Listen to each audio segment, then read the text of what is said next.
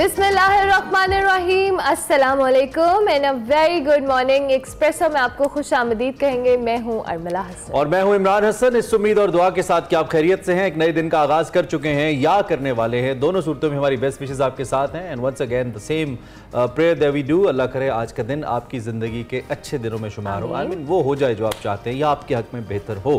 Cricket session is on, cricket fever is on. मुसलसल हम cricket पे बात करें, हमें करना अच्छा भी लगता है चूँकि हर नया दिन जो है वो नई खबरें लेकर आता है और अब मैच सिर्फ फतह या शिकस्त के स्पिरिट से आगे निकल चुके हैं। अब ऐसा लगता है कि ज़िंदगी मौत का मसला बन गया है और इस सारे सिनेरियो के अंदर जो चीज़ हर्ट हो रही है वो स्पिरिट ऑफ क्रिकेट है। कल आपने खबर मुसलसल देखी होगी तो ये हो नहीं सकता कि हम उस पर बात ना करें। Yes, we are talking about Angelo Mathews और उनके टाइम आउट का जो मसला है जिसने पूरी क्रिकेट फिटर्निटी जो क्रिकेट व्यूवर्स हैं उसको शेक करके रख दिया। बिल्कुल ऐसा ही है। उसके साथ साथ जी आपको बताएं कि कल इमरान ने कहा था कि कल श्रीलंका और बांग्लादेश का मैच है।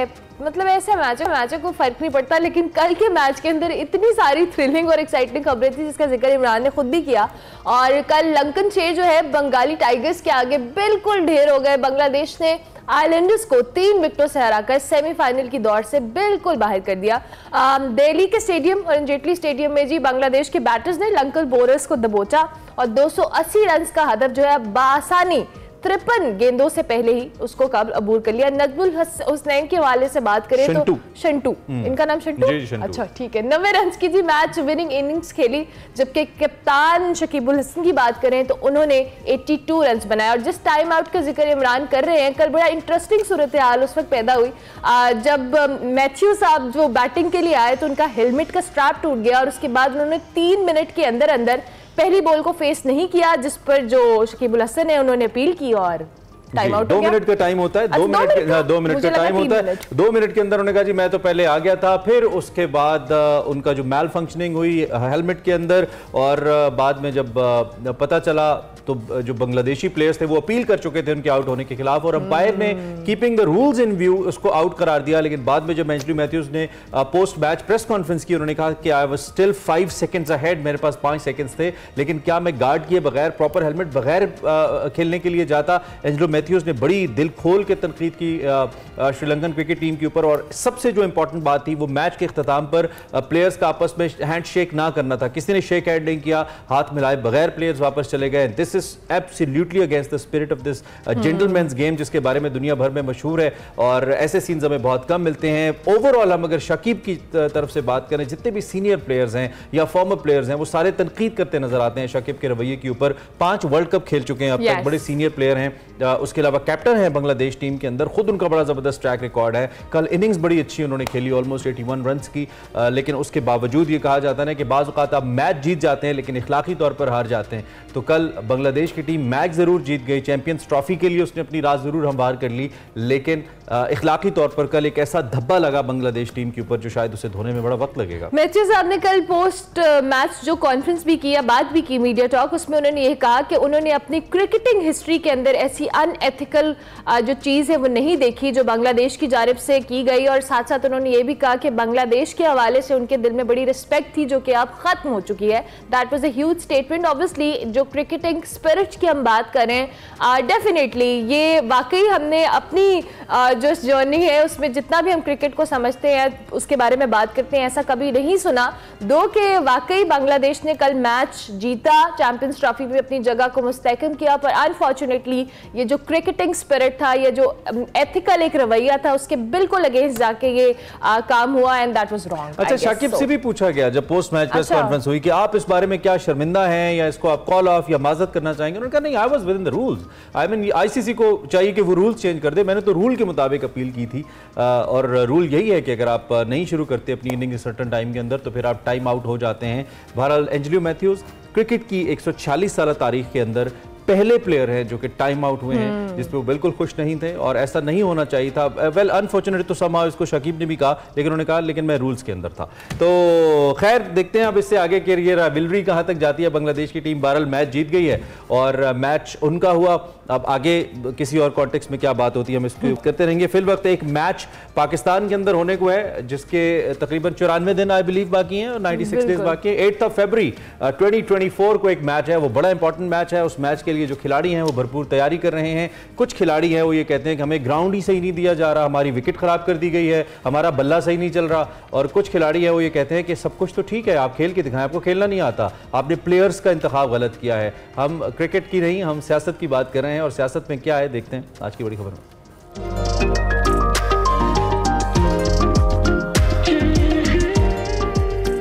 जी, बात कर रहे हैं हम सियासत की, इंतखाबात की। तो इंतखाबात की तारीख का तो ऐलान हो चुका है, जिस पर सदर और इलेक्शन कमीशन के दरमियान मामला तय पाने के बाद 8 फरवरी की तारीख तय पा गई थी, जिसमें तकरीबन 94 डेज बाकी हैं, जिसके बाद फैसला होगा कि मुल्क की जो भागदौड़ है वो कौन सी जमात संभालेगी, जिसके लिए मुस्लिम लीग नून, peoples party, Tehreek Insaf, इस्तेकाम Pakistan party और दीगर छोटी बड़ी जमातें अवाम में मकबूलियत के दावे तो कर रही हैं और अगली हुकूमत बनाने का भी दावा कर रही है। इनका फैसला तो 8 फरवरी को होगा कि शेर धाड़ता है, तीर चलता है, उकाब अपना शिकार करता है या बल्ला सबको चौके छक्के लगाकर क्रीज से बाहर फेंकता है। मगर कल मुस्लिम लीग नून और पीपल्स पार्टी के दरमियान काफी अरसे के बाद जो एक जारी जंग है अब किसी जो कहले साइड पे लगती नजर आ रही है। और गुज़िश्ता रोज कल सियासी मंजरनामे पे एक अहम डेवलपमेंट हुई और वो थी लीगी कायद नवाज शरीफ साहब और पीपल्स पार्टी के जो शरीक चेयरमैन है आसिफ अली जरदारी के दरमियान टेलीफोनिक राब्ता हुआ, जिसमें दोनों रहनुमाओं ने जो मौशी मुश्किलात है और आवाम को रिलीफ देने के लिए अहम मामलात के ऊपर गुफ्तगू की। बिल्कुल, और जहां पे आपने इतने कौमी पार्टियों के निशानात का जिक्र किया, वहां पे आपको पतंग का भी जिक्र करना चाहिए कि पतंग उड़ती है या नहीं उड़ती, क्योंकि आज एक बड़ी इंपॉर्टेंट मुलाकात नवाज शरीफ साहब के साथ MKM के वफ्द की भी है। खैर जनाब, कल जिस की बात अमला हसन कर रही है, इसमें इस पर इत्तफाक किया गया कि रियासत को बचाने के लिए मिलकर किरदार अदा किया जाएगा। This was between former president Zardari and former prime minister Nawaz Sharif. और पेशरफ्त के हवाले से यह है कि मुल्की सियासत का रुख जो इस हवाले से पेशरफ्त है वो मुतय्यन करेगी। ये कहना कबल अज़ वक्त है, लेकिन सवाल इस वक्त यह है कि पाकिस्तान पीपल्स पार्टी और नून लीग में जो इलेक्शन इत्तेहाद है क्या वो हो पाएगा या नहीं। लगता है ऐसे नहीं है। दोनों जमातों की आइडियोलॉजी बड़ी फ़र्क है। दोनों जमातों में इस वक्त वो एक तकसीम जो इंतखाबी तकसीम है वो भी नज़र आती है। और दूसरी जानिब एक बड़ा ज़बरदस्त हिस्सा है पंजाब की सियासत के अंदर नून लीग के पास, तो why would they share this part with People's Party. लेकिन पीपल्स पार्टी दूसरी जानिब सिंध के अंदर बड़े इंपॉर्टेंट स्टेक्स रखे हुए है, तो उसकी बहरहाल नून लीग को भी ज़रूरत है। आज की मुलाकात जो MKM की अमला, इससे पहले कि हम तज्जिए पे जाएंगे, बड़ी इंपॉर्टेंट है, चूंकि नून लीग को अगर सिंध में अपने वो स्टेक्स किसी दूसरी जमात से कुछ हद तक मिल जाए तो आई डोंट थिंक सो कि किसी किस्म के इत्तेहाद की उनको जरूरत होगी। बहरहाल इस पे क्या तज्जिया, हमारे साथ सीनियर तज्जियाकार डॉक्टर रसूल बख्श रईस साहब इस वक्त बराह रास्त मौजूद हैं, हम उन्हीं से इस बारे में बात करते हैं। बिल्कुल डॉक्टर साहब, thank you very much for joining us. Good morning, I hope you are doing well. इंतखाबात के हवाले से हम बात करें और जो हमने थोड़ा बहुत इंट्रो में बताया भी कि ये सियासी जमातें आपस में और आवाम के अंदर मकबूलियत होने के दावे कर रही हैं। आप इलेक्शन की तारीख के ऐलान के बाद जो सियासी मंजरनामे पे हलचल है इसको किस तरह से देख रहे हैं, और जिन मुलाकातों का हम जिक्र कर रहे हैं जो हो चुकी हैं या राबते जो हो चुके हैं और जो होने वाले हैं, उनका क्या इम्पैक्ट होगा इस सियासी मंजरनामे पे? मुझे तो कोई हलचल नजर नहीं आ रही, पता नहीं आपको कहाँ ये नजर आई है। अभी तो बिल्कुल खामोशी है, मुलाकातें हैं, बयानात हैं और कॉन्फ्रेंसेस हैं। इसके अलावा तो कोई गहमा गहमी नजर नहीं आती, क्योंकि इंतखाबात की तारीख का तो ऐलान हो चुका है। लेकिन जो बातें आप क्रिकेट के हवाले से शुरू में कर रहे थे और सियासत से जोड़ रहे थे, ये सारे खिलाड़ी मैदान में नहीं है। और मैदान तो उस वक्त सजता है कि जब सब टीमें खेलें, सबको बारी मिले और सबके साथ इंसाफ होना चाहिए। ऐसा होता नज़र नहीं आ रहा। तो ये वो इंतखाबात नहीं है जिनकी कि आप तवक्को रख रहे हैं या जो माजी में। कहता है कलामी की मदद, कल क्रिकेट में अगर आपको दिलचस्पी हो तो कल एक टाइम आउट का वाकया भी हुआ ना, उसमें एक प्लेयर जो है वो खेलने के लिए आए लेकिन लेट हो गए तो खेल नहीं सके। तो कोई टाइम आउट का वाकया भी हो सकता है। जी बिल्कुल, आपने जो इशारा किया है वो बिल्कुल सही किया है कि अगर जबरदस्ती ही टाइम आउट देना है तो फिर मैदान तो हमारा नहीं रहेगा। तो डॉक्टर साहब, रूल चेंज नहीं हो सकता? जैसे क्रिकेट में अपील कर रहे थे रूल चेंज कर दे, यहाँ पे भी रूल चेंज हो जाए तो? देखिए, अगर ट्रॉफी के करीब एक टीम हो और दौड़ के वो बहुत पहले पहुंची हुई हो, उसने स्कोर अच्छा किया हुआ हो माजी में, और अगर वो जो घिसी पिटी टीमें हैं जो माजी में वो कहते हैं कि एम्पायर के साथ मिलकर खेलती रही है, अगर उनको एम्पायर की मदद से लेके आगे करने की कोशिश करें तो इंतखाबात में गहमा गहमी तो पैदा नहीं होगी। इंतखाबात भी हो जाएंगे, अब जो मैच है सियासी वो भी हो जाएगा और किसी को ट्रॉफी भी मिल जाएगी, लेकिन यह है कि वो फिर जंगलूद होगी, उसमें वो चमक दमक नहीं होगी और उसकी वो साख नहीं होगी। उसको लोग कहेंगे कि यार ये वो ट्रॉफी नहीं है, वो किसी और के पास है, ये ट्रॉफी ये जाली ट्रॉफी है। और अगर ऐसे अगर बातें हुई इंतखाबात के बारे में तो मुल्क को बहुत नुकसान होगा, हमारी सियासत को, हमारी जमहूरियत को, हमारे इदारों की साख को बहुत नुकसान पहुंचेगा। और फिर ये भी सोचें कि जिनको आगे करने की कोशिश की जा रही है, और ये जो आपने बात की ना कि नजरियाती इख्तलाफात है पीपल्स पार्टी और मुस्लिम नून में कोई नजरियात तो रहे नहीं। कौन से नजरियात हैं पीपल्स पार्टी के, कौन से नजरियात हैं मुस्लिम लीग नून के? ये ताकत की सियासत है, वो जो खेलने की कोशिश कर रहे हैं और जो दोनों को आगे करने की कोशिश की जा रही है, ये आपस में नूरा कुश्ती कर रहे हैं। तो ये कभी वो एक दूसरे को वो घसीट रहे होते हैं सड़कों पे और किसी वक्त वो अपने आप को गले मिल के हुकूमतें बना रहे होते हैं। 16 माह की हुकूमत को आपने देखा कि उनको जब तक के खतरा है किसी से उस वक्त तक तो इकट्ठे रहेंगे, जब वो कहेंगे कि चलो उसकी सियासत। ये तो हमारी अनफॉर्चुनेटली डॉक्टर साहब हमारी तारीख है ना सियासत की, कि जो भी जैसे कुछ रहनुमाओं को माजी में अगर आप सबसे बड़ा डाकू कहते हैं, फिर उन्हीं को आप चीफ मिनिस्टर भी बना देते हैं। हमारे वज़राए आज़म, हमारे पॉलिटिकल लीडर्स इस तरह की कॉम्प्रोमाइज़ करते रहते हैं। आपको याद होगा कि MQM के ऊपर सबसे पहले मुकदमा हमारे farmer prime minister chairman Tehreek Insaf ने किया था लंदन में जाके, और फिर उसी के साथ उन्होंने इत्तेहाद भी किया। इसी तरीके से इन जमातों की भी जो आप बात करें, बिल्कुल मैं आपकी बात से मुत्तफिक हूँ। तो ये तो हमारी अनफॉर्चुनेट पॉलिटिकल हिस्ट्री का हिस्सा है और कोई भी इससे मावरा नहीं है, या है? नहीं, बिल्कुल आप सही कह रहे हैं, इसमें कोई शक नहीं है। उससे आपको पता लगता है कि कितना अखलाकी दिवालियापन है। आप बांग्लादेशी प्लेयर के हवाले से आप कर रहे थे, तो यहाँ कौन से असूल हैं? वही बात जो आप कर रहे थे कि मैं कह रहा था कि नजरियात नहीं है, ये ताकत की सियासत है। और ताकत की सियासत में फिर कोई असूल नहीं होते। जब किसी को आप इत्तेहादी बनाते हैं, किसी को अपने साथ रखते हैं, किसी की मुखालफत करते हैं, तो ये ताकत की सियासत है, नजरियात की नहीं। और ये अवाम को आपने रिलीफ होने की बात की कि जी अवाम को रिलीफ देंगे, कौन सा रिलीफ देंगे, कैसे दे सकते हैं? इन्होंने जो स्ट्रक्चरल प्रॉब्लम्स हैं पाकिस्तान के, आपको कल परसों अखबार में आया हुआ था, मैं उसको तस्दीक तो नहीं कर सकता, कि सिर्फ स्टील मिल का जो नुकसानात हैं $18 बिलियन हैं। जी जी। आप देखें, $18 बिलियन आप नुकसान कर चुके हैं। किस वजह से हुआ है? कि उसमें ये मुख्तलिफ सियासी जमातों के लोग वहाँ पे भरे पड़े हैं। बिल्कुल ठीक कह रहे हैं। उनको आप ना निकाल सकते हैं, ना वो आपकी मिल को प्राइवेटाइज होने, ना आपको। तो ये $18 बिलियन का कौन जिम्मेदार है? और जो बिजली महंगी है, ये कारखाने किसने लगाए हैं? ये उनसे बात करें ना, जो आगे आके आपके अवाम के मसाइल को हल करने के लिए आगे आप लाए जा रहे हैं, उनका माजी क्या है? तो उनके माजी को देखें, खुदा के लिए अपने लोगों के बारे में सोचें, अपने मुल्क के बारे में सोचें, अपनी नस्लों के बारे में सोचें। मेरा पुख्ता यकीन है जो लोग माजी में रहे हैं उनको आप लाएंगे तो मुल्क को तबाह कर दें। ठीक है। अच्छा डॉक्टर साहब, ये जिस तरह से आप बात करें, ऑब्वियसली अब यही सियासी जमातें हैं, यही चेहरे हैं, यही सियासतदान हैं जो घूम फिर कर एक जमात से निकलते हैं, दूसरी जमात में आते हैं और फिर वही बातें हैं, वही दावे हैं, वही आवाम को रिलीफ देने की बातें हैं। तो ये तो सियासी मंजरनामा सिर्फ उसी तरह से रहता है, सिर्फ किरदार बदलते रहते हैं। तो आपके ख्याल में ऐसे कौन से किरदार हैं, या कौन सी ऐसी जमात है, या कौन से ऐसे रिप्रेजेंटेटिव्स हैं?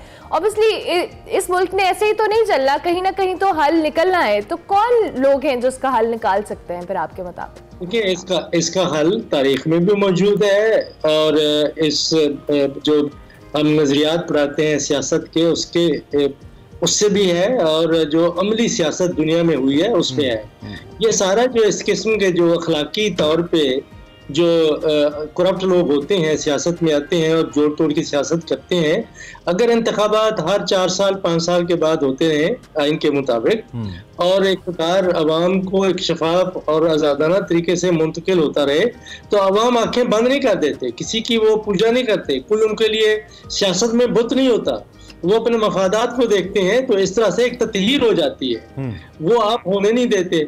आप किसी को निकाल के हीरो बना देते हैं, किसी को आगे ले आके फिर जिसकी कोई बुनियाद ही नहीं होती उसको आप आगे वज़ीर-ए-आज़म बनाने की। डॉक्टर साहब इजाजत दीजिएगा, एक तो आप जिनकी तरफ इशारा कर रहे हैं हीरो बना देते, और बिल्कुल ठीक है, उनका किरदार जब हुआ है तो मुल्क को नुकसान हुआ है, लेकिन दूसरी जानिब हमारे सियासतदानों ने भी तो मायूस किया है ना, यानी कि उन्होंने उनके तजर्बात मुख्तलिफ औकात में एक ही शख्सियत पे तो नहीं रहे, मुख्तलिफ शख्सियात पे रहे हैं, और जो भी शख्सियत आई है टिल नाउ हम कह सकते हैं कि वो तजर्बा कामयाब नहीं हुआ। कहीं ना कहीं सब ने अपनी ताकत के लिए, जैसा आपने शुरू में कहा, गठजोड़ किया, अपनी पोजीशन को मुस्तहकम करने के लिए समझौते किए, अजीबो गरीब कानून साजियाँ की, और फिर उसका ओवरऑल सिस्टम को नुकसान हुआ। तो कहीं इनकी तरफ से भी तो इतनी कोई अहलियत दिखाई नहीं गई हमारे पॉलिटिशियंस की तरफ से कि वो इंटरफेयर ना करते जिनकी जानिब आपका इशारा है।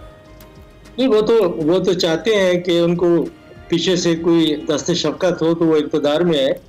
और आपने देखा नहीं है कि मियाँ साहब का क्या बयानिया था हमारी फौजी इदारों के बारे में, किस किस्म की ज़बान इस्तेमाल करते थे।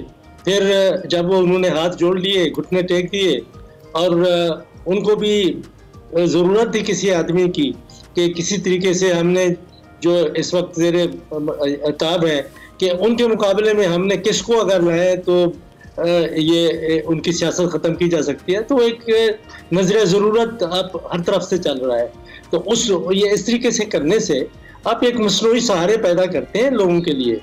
मैं कहता हूं कि दुनिया की तारीख ने साबित कर दिया है कि अगर लोगों को ये हक मिल जाए कि उनके हुक्मरान कौन होने चाहिए, तो वो ऐसे करप्ट लोगों को बार बार मुंतखब नहीं करेंगे। ये एक बुनियादी सा असूल है। हर दुनिया में हर जगह के ऊपर करप्ट आदमी बैठा हुआ है, उसको निकालने के 2 तरीके हैं। एक आइन कानून है कि अगर कोई मुजरिम है तो उसको आप सजा दें।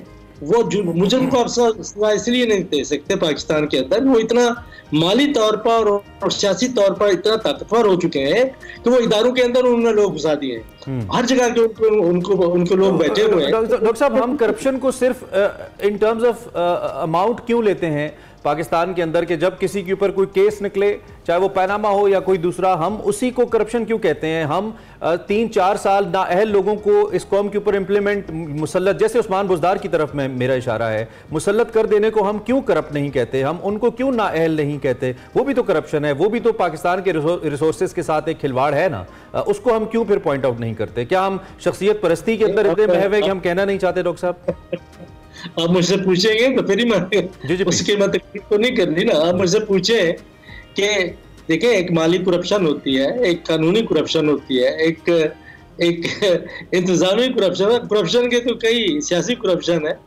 तो ये जो तो भी एक करप्शन का एक तरीका है। ये सियासी करप्शन है जो मुल्क के अंदर होती रही है कि आप अवाम के मैंडेट को आप किसी तरह से कदर ही नहीं देते। जब उसको कदर नहीं देते, उसको आप रद्दी की टोकरी में फेंकते हैं, तो फिर आपको चाहिए मोहरे।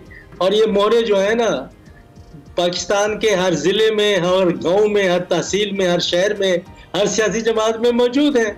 तो ये जो मोहरों का हमारे मैं ज्यादा बात इस बारे में नहीं करना चाहता कि ये मोहरों का खेल हमें ख़त्म करना चाहिए। हमें एक शफाफ तरीके से मुल्क को आगे चलाने की ज़रूरत है।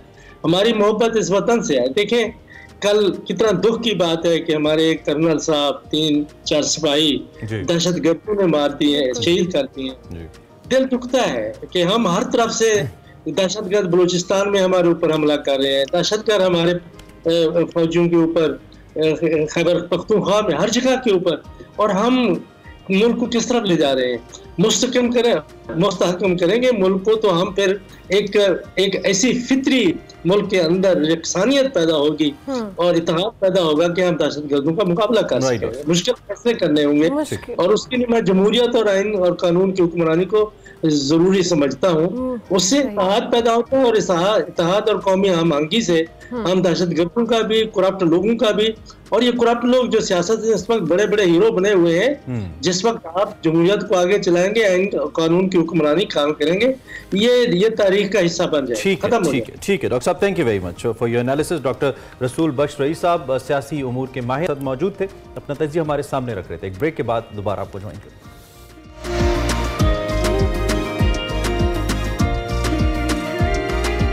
Welcome back to Express. Express talent से आपकी मुलाकात करवाते हैं। पाकिस्तान में सबसे ज्यादा पसंद किए जाने वाले शूटिंग इवेंट की बात करते हैं, यानी कि नेशनल शूटिंग चैंपियनशिप की बात हम कर रहे हैं। तो जनाब पहली national F class open championship Jhelum cantt में हुई, जिसमें 200 मीटर से 1000 मीटर्स तक के मुख्तलिफ राइफल के मुकाबले मुनक्किद किए गए थे। इसमें शाफे इमरान साहब ने इनफरादी तौर पर 200 मीटर 22 लॉन्ग रेंज में गोल्ड मेडल अपने नाम किया। और इस इवेंट में जो यूरोपीय चैंपियनशिप 2023 में ट्रॉफी अपने नाम करने वाली टीम ने शिरकत की थी। इस वक्त चैंपियनशिप अपने नाम करने वाले शाफे इमरान साहब को हमने इनवाइट किया, क्योंकि ये हो नहीं सकता कोई बहुत अच्छा परफॉर्म करे कहीं पे और वो हमारे शो का हिस्सा ना बने। So we just invited mister Shafe. आप इनकी पिक्चर्स तो देख ही रहे हैं, हमने कहा सर इनसे लाइव गपशप लगाते हैं और पूछते हैं कि इन्होंने ये कैसे किया, इतने चाहे जाने वाले गेम के अंदर इतना अच्छा ये कैसे करें। So Shafe is right here with us. अस्सलाम वालेकुम शाफे। जी वालेकुम अस्सलाम। आप कैसे हैं? जी शुक्र अल्लाह का, आप सुनाएं। Great to have you. Congratulation Shafe, बहुत बहुत मुबारकबाद इस चैंपियनशिप को जीतने के लिए। अपने इस जो चैंपियनशिप का जर्नी है स्पेसिफिकली बताएं, कैसा एक्सपीरियंस रहा आपका और गोल्ड मेडल अपने नाम करना? जी फर्स्ट ऑफ ऑल मैं क्रेडिट देना चाहूँगा सारे मेरे फेलो कॉलीग्स को, जिन्होंने काफ़ी मुझे थ्रू आउट हेल्प किया और मेरे लिए ये जो कंपटीशन था इसको काफ़ी उन्होंने अच्छा बनाया। तो जहाँ तक बात है कंपटीशन की, इट वाज वेरी टफ। आपको पता है कि झेलम की विंड्स एंड एवरीथिंग, स्पेशली जिस कैटेगरी में मैं गया था 0.22 एफ क्लास, वो एक काफ़ी माना जाना और काफ़ी it's quite tough to be honest. तो उसमें एक अच्छा परफॉर्म करना really comes down to your skills, आपकी प्रैक्टिस और how you at the end उसको लेके आप साथ चलते हो। तो शुक्र अल्लाह का, everything was in my favour और उसके बाद आपके सामने ही रिजल्ट्स हैं। तो I think I did really good. थोड़ा सा इस कैटेगरी को एक्सप्लेन करें, जो आप कह रहे हैं कि इस कैटेगरी के अंदर स्पेसिफिक 200 मीटर 22 लॉन्ग रेंज, थोड़ा सा इसको एक्सप्लेन करें। ठीक है, नए शूटर्स के लिए खास तौर पे। इट्स अ 0.22 LR राइफल, जिसको 0.22 लॉन्ग राइफल भी कहते हैं। It's a very small ammo आप कह लें, काफ़ी छोटी सी बुलेट होती है। मेनली ओलंपिक इवेंट्स में ये यूज़ होती है, टारगेट के लिए, शूटिंग के लिए बहुत ही अच्छी एक डिसिप्लिन है आप कह लें। और 200 मीटर्स इसकी इफेक्टिवनेस रेंज से भी ज़्यादा है, इसकी बुलेट की कैपेबिलिटी से ज़्यादा है, Alright. तो कीपिंग इन माइंड कि it's such a small bullet और एट 200 मीटर्स हल्का सा भी आप कहें कि इवन 2 किलोमीटर 3 किलोमीटर की विंड होती है, तो वो बुलेट कहीं से कहीं इम्पैक्ट कर जाती है। तो उसके लिए विंड रीडिंग और आपकी जो स्किल आती है शूटर की, दैट इज सोली इन्वॉल्व। तो देन वो सर्टेन डिस्टेंस आपने माइंड में रख के फायर करना है। आई मीन एक तो ये कि आपने एम के ऊपर फायर करना है ताकि वो स्ट्रेट जाए, बट जब आपको मालूम है कि वो डिस्ट्रैक्ट हो सकता है तो फिर मे बी आपने उस डिस्टेंस को भी माइंड में रखना है। बिल्कुल आप सही। So how it happens? 0.22 अभी जैसा आपने कहा कि एम डिस्टेंस रख के आप शूट नहीं करते, क्योंकि आप जो wherever you aim the bullet's not going to land there because such a small bullet at this winds and everything, तो वो बहुत ज़्यादा इफेक्ट होता है। ठीक है, उसके लिए आपकी स्किल, आपकी विंड रीडिंग। अच्छा, मैं ये शॉट लिया, मेरी गोली या my bullet is going towards the left और the wind is constantly changing. This is the factor जो आप कंट्रोल नहीं कर सकते। शूटर के लिए हर चीज़ को कंट्रोल करना is very beneficial for the shooter. तो आपको पता है कि आपने बुलेट शूट की है, आपका इम्पैक्ट जो है वो टारगेट से लेफ्ट लग रहा है या राइट जा रहा है, ऊपर वाइस वर्सा। आपने उसको काउंटर करने के लिए आप ऑपोजिट डायरेक्शन में आप एम करते हो। ठीक है, if your bullet is shooting to the left side, आप बुल्स पे एम कर रहे हो तो बिल्कुल मिडल में टारगेट के आप शूट कर रहे हो। तो ठीक, क्या आपका इम्पैक्ट राइट हो रहा है तो you are going to counter that कि उतना डिस्टेंस ये तय कर ले। बिल्कुल, और आप उससे लेफ्ट एम करेंगे, आपका पॉइंट ऑफ इम्पैक्ट बिल्कुल मिडल में आए। अच्छा शाफे, ये बहुत टेक्निकलिटीज हैं जो बहुत अरसे में आती हैं आपको। इनफैक्ट आपको बहुत प्रैक्टिस और बहुत सारी चीजें चाहिए होती हैं और स्किल सेट को लर्न करने के लिए भी इटसेल्फ बहुत सारी स्ट्रगल होती है। तो ये अपनी स्किल जब लर्न कर रहे होते हैं उस प्रोसेस में कितना चैलेंजिंग होता है? देखिए, इट्स वेरी चैलेंजिंग। कभी कभार आप शूट करते हो, you are having a very good day, there are good days and bad days as well. आप प्रैक्टिस में काफ़ी लोग अच्छा परफॉर्म कर जाते हैं, लेकिन मैच डे पे जो मैच प्रेशर होता है सारा कुछ, उसकी वजह से आप अच्छा परफॉर्म नहीं कर पाते। जितना मर्जी आप में स्किल हो, जितना मर्जी टैलेंट हो, you never know what's going to happen. तो उसके वो नज़र में रखते हुए प्रैक्टिस करना at this distance and everything takes a long time. इस चीज़ को मास्टर करना, बहुत से शूटर्स, दिस इज समथिंग कि आप कह लें कि the most difficult discipline in shooting, जो 200 मीटर्स पे .22, it's easier to shoot 1000 meters or 800 meters with a 308 bullet, क्योंकि वो बुलेट वो है। Yes, 1000 meters, जबकि ये 22 को शूट करना 200 पे it's even more tough। ठीक है, it's very difficult। इसमें टैलेंट कितना इन्वॉल्व है और इसमें प्रैक्टिस कितनी इन्वॉल्व है? आई मीन कुछ होता है बॉर्न टैलेंट होता है ना, बिल्कुल आप लेके पैदा होते हैं और फिर उसको पॉलिश करते हैं, बिल्कुल। और कुछ होता है कि आप बहुत लर्न करते हैं, प्रैक्टिस करते हैं। तो इसमें टैलेंट कितना और प्रैक्टिस कितना? आई वाज समवन जिसने बहुत कम टाइम में बहुत अच्छा पिक कर लिया था। अच्छा, thanks to my fellow colleagues, जैसे मैंने कहा, they are all gold medalist, they are all very good shooters आप ऑल अराउंड द वर्ल्ड। उनसे ट्रेनिंग लेते हुए, उनसे फ्रॉम द बेस्ट, उन्होंने जो मुझे चीज़ें सिखाई और सारा, it took me almost, I have been shooting for the last 2 years। तो उस सब को करना, इंडल्ज करके और परफॉर्म करना इज रियल टाइम। मेरे ख्याल में ये कोई बहुत बड़ा टाइम नहीं है, 2 साल इसके अंदर बहुत अच्छा आपने। हाँ जी, तो it really comes down to your talent, कि आपका टैलेंट भी है, मेरे में कैपेबिलिटी भी है जो मैंने फील किया, और रिजल्ट सब आपके। And one more very important thing, अक्सर जो हमारे पास एथलीट्स आते हैं जो पाकिस्तान में हम डोमेस्टिक स्पोर्ट्स डिफरेंट या एडवेंचर स्पोर्ट्स या इसको आप नॉट शो क्या नाम देंगे, शूटिंग स्पोर्ट्स जो भी करते हैं, वो अक्सर ये कहते हैं कि हमारे स्टैंडर्ड्स इंटरनेशनल स्टैंडर्ड से थोड़े फर्क होते हैं। कहीं पे बराबर भी होते हैं लेकिन कहीं पे फ़र्क भी होते हैं। शूटिंग में कहाँ स्टैंड करते हैं? क्या हमारे standards in terms of weapons, हमारी रेंजेस, बुलेट्स, ये सारे इंटरनेशनल स्टैंडर्ड्स के मुताबिक हैं या कुछ फ़र्क पड़ता है? Very good question. देखें, अब ये जो हम लोगों ने जो कॉम्पिटिशन्स ख़ासकर इस साल पे हुए थे, same rules, same discipline, same regulations आपके जो इंटरनेशनली दुनिया में रिकॉग्नाइज्ड हैं, उनके ही रूल्स, उनकी ही आप डिसिप्लिन कह लें, वो हमने इम्प्लीमेंट किया है। ओके। और जहाँ तक हमारी ये बात है कि इंटरनेशनली हम लोग किधर स्टैंड करते हैं, I think we are doing very good.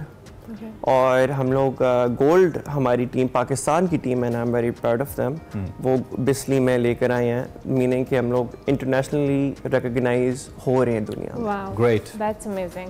अच्छा शाफी, जिस तरह से आपने खुद बताया कि अभी आपकी कॉलीग्स और बहुत सारे लोग हैं जो गोल्ड मेडलिस्ट भी हैं उसमें करें, आपकी फैमिली के अंदर या आपके इस सर्कल के अंदर और भी कोई है जिससे आप थोड़े इंस्पायर हुए हों और आपने इस स्पोर्ट को ऑप्ट किया हो?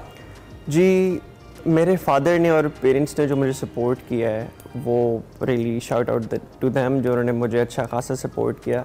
लेकिन a few years ago हर किसी पेरेंट्स का ये होता है, यार ये कौन से उसमें चल पड़ा है, ये कौन से उस फील्ड में चला गया। They were against all of this, they were like यार वायलेंस है, ये है वो, जो कि एक उनके एक पर्सपेक्टिव वैलिड कंसर्न है, somehow वैलिड कंसर्न है, जो कि हम लोग एग्री कर सकते हैं।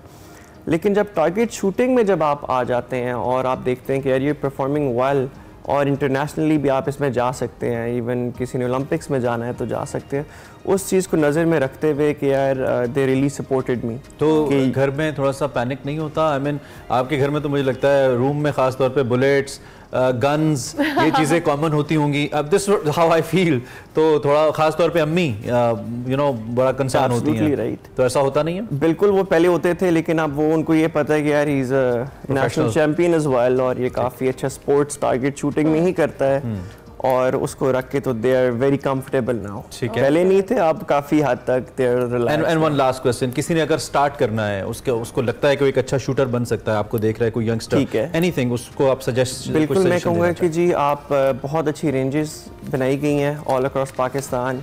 लाहौर में there is Lahore garrison on बकी, आप उधर जाएँ, आप उधर जाके एक्सपीरियंस करें कि हर किसी में एक बॉर्न टैलेंट होता है, वो आप अपने अंदर डिस्कवर ज़रूर करें। Yeah I would really recommend, highly recommend कि आप एक बार जाके ट्राई आउट ज़रूर करें। Thank you very much Shafe and good luck for your future. बहुत अच्छा लगा आपसे बात करके। शाफे इमरान हमारे साथ मौजूद थे जी, चैंपियन है, इन्होंने शूटिंग के अंदर ऑब्वियसली मेडल जीता है, पाकिस्तान को रिप्रेजेंट किया, एंड ही सेइंग के यंगस्टर्स को आना चाहिए और एक बार ज़रूर ट्राई करना चाहिए। It's a very good sport और इसका इंटरनेशनली बहुत ज़्यादा स्कोप भी है। इसी नोट पे हम ब्रेक लेते हैं, ब्रेक के बाद वापस आते हैं, आप देखते रहिए एक्सप्रेसो।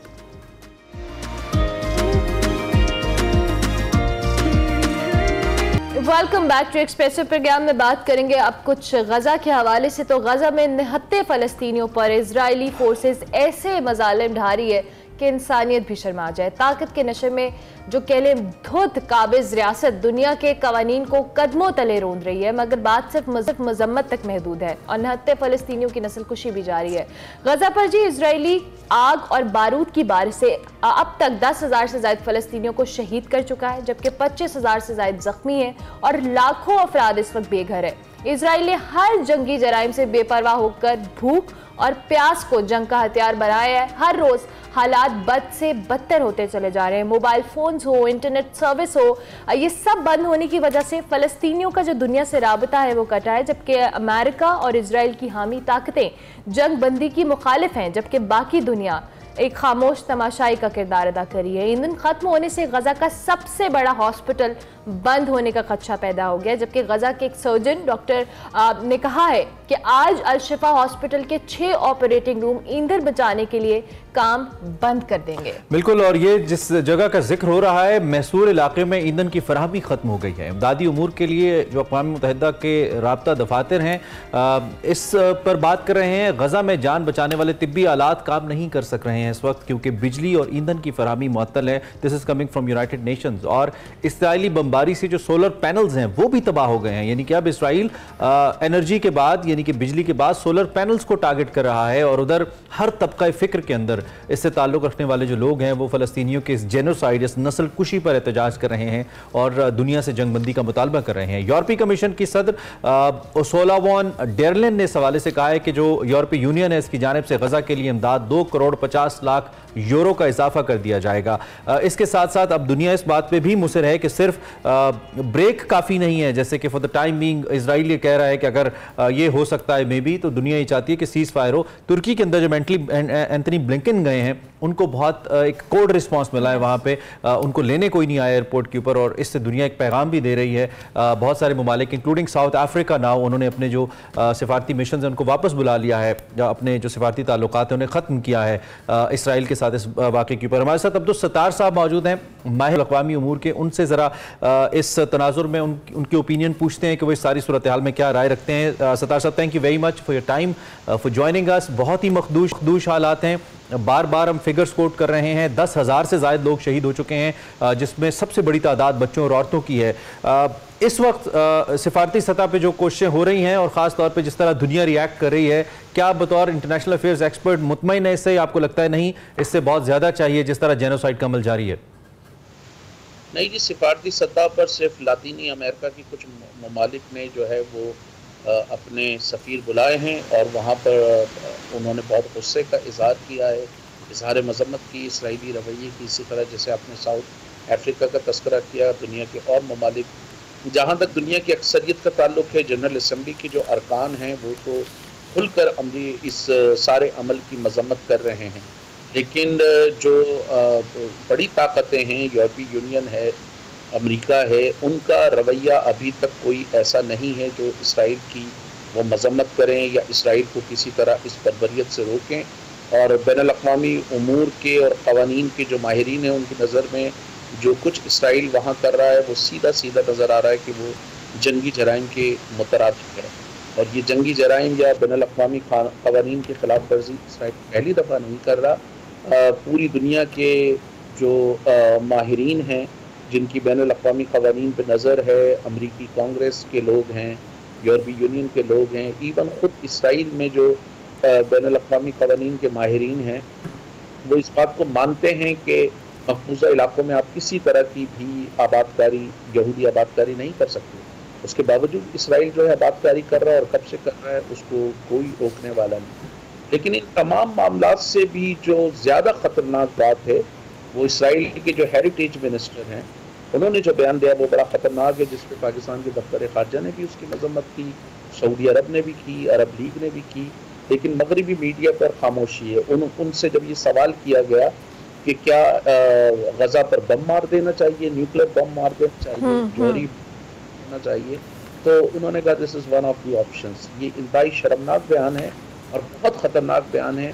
फर्ज करें कि अगर ये बयान मॉस्को से आता है कि हम यूक्रेन पर कर सकते हैं, तो पूरी दुनिया में तूफान उठा हुआ होगा। और ये इतनी खतरनाक बात है, इसको बड़ी संजीदगी से लेना चाहिए। इसलिए ये ज़हनियत जाहिर होती है वहाँ पे दाएं, ये उनकी इंटेंशन को जाहिर करता है एज यू सेड कि ये जिस तरह की स्टेटमेंट्स भी दी जा रही हैं, ये स्टेटमेंट्स भी नहीं होनी चाहिए, क्योंकि ऑलरेडी जो इजराइल गजा के ऊपर या फ़लस्तीनियों के ऊपर कर रहा है वो ही काबिल मज़म्मत है, और उसके बाद इस तरह की स्टेटमेंट्स का आना इटसेल्फ एक अलार्मिंग बात है। दूसरी जानिब हम मुस्लिम ममालिक की बात करें, ओवरऑल आलमी ताकतों की बात करें, इनके रोल के हवाले से अब्दुल सत्तार साहब, अब ये रोल चाहे वो अमेरिका हो या दीगर ममालिक हो, इतनी खुल के इजराइल की हिमायत करना, इमदाद भेजना, अब बहुत सारी चीज़ें ऐसी हैं जिस पे एक्शन होना चाहिए। इनफैक्ट इन लोगों को इस हवाले से काम करना चाहिए, क्योंकि जहाँ पे ये लोग बार बार ह्यूमैनिटी की बात करते हैं, इंसानी हकूक की बात करते हैं। So how do you see the role of these countries जो इनको ट्रिगर कर रहे हैं इस इजराइल को ये सारे मामलात को मजीद बढ़ाने के लिए? As far as European masses are concerned, the people across the जो मगरबी वर्ल्ड है, उन्होंने तो ज़बरदस्त मुजाहरे किए। 10-10 लाख लोगों के मुजाहरे हुए हैं बर्लिन में, लंदन में, पेरिस में, आप सारा देखें। इसराइल की हिमायत के हवाले से आपको ये देखना पड़ेगा कि जो तबका अशराफिया है वो उसको कर रहे हैं, बड़ी कंपनियां कर रहे हैं, अमीर पार्टियां कर रही हैं, लेकिन वहाँ पे ट्रेड यूनियन है, वहाँ पे जो वर्कर्स यूनियन है, वहाँ पर तो इंसानी हकूक की तंजीम है, एक आम मजदूर है, वो तो उसकी भरपूर मुखालफत कर रहे हैं। और उससे पूरी दुनिया में जिस तरह मुजाहरे हो रहे हैं, न्यूयॉर्क को लेकर, कनाडा में 1 दर्जन से सरकारी ऑफिस जो उनके एमपीज के थे, उन्हें वहाँ पर लोगों ने घेरा डाला, जो है उनका मुहासरा किया और उनसे मुतालबा किया कि वो इस कुछ ही करें। तो अवामी सतह पे तो बहुत रद्द अमल है, चाहे वो मगरिब की अवाम हो या किसी और मुल्क की अवाम हो। वहाँ की जो अशराफिया है, जो बड़े बड़े कंपनियों से एफिलिएटेड हैं, जो वार मॉन्गर्स हैं, जो जंग की बात करते हैं, जो बड़ी बड़ी कंपनियां हैं हथियारों की, लॉकहीड मार्टिन हो, चाहे वो ब्रिटिश एरोनॉटिकल इंजीनियरिंग हो, इनके जो हिमायती याफ्ता है वो इस जंग को मजीद हवा दे रहे हैं, क्योंकि इसमें उनका माशी मफाद भी है। और अम तरीका इसका यही है कि पूरी दुनिया से लोग सड़कों पर निकलें, ऐसे तमाम मगरबी सियासतदानों को मुस्तरद करें जो जंग की बात करते हैं, जो इसराइल जो है वो बैनुल अक़वामी क़वानीन को नज़रअंदाज करते हुए उसकी हिमायत करते हैं, जो बैनुल अक़वामी। अच्छा सरदार साहब, इसमें एक बड़ा अहम नुक्ता ये है कि जब इससे पहले इन्वेजन ही कह रहे थे इसको, जो रशिया और यूक्रेन के दरमियान चल रहा था, उस पर मुसलसल अमेरिका और दीगर ममालिक इसको इंसानी हकूक़ की खिलाफ वर्जी भी कह रहे थे और इसे ह्यूमन राइट्स का मसला भी कह रहे थे वहाँ पे जो जंग शुरू की गई, और ऑफ कोर्स रूस की जानिब से जो अटैक किया गया। लेकिन इसी तरह के मामले, और यहाँ पे खास तौर पे वहाँ पे तो जंग थी, फौजों के दरमियान थी, यहाँ पे सिविलियंस मर रहे हैं, इसको ये ह्यूमन राइट्स की वायलेशन नहीं कह रहे। इस वाक़े के बाद कल, क्योंकि कहीं ना कहीं तो ये सिलसिला थमना है, कहीं ना कहीं तो ये रुकना है, क्या अमेरिका फिर जस्टिफाई कर पाएगा या दीगर ममालिक अपने उस मौक़िफ़ को यूक्रेन के हवाले से जो उन्होंने रखा है, फिर तो इसका मतलब है वो रशिया के स्टैंड को भी वैलिडेट कर रहे हैं अपनी इन हरकतों से जो उसने यूक्रेन के खिलाफ किया?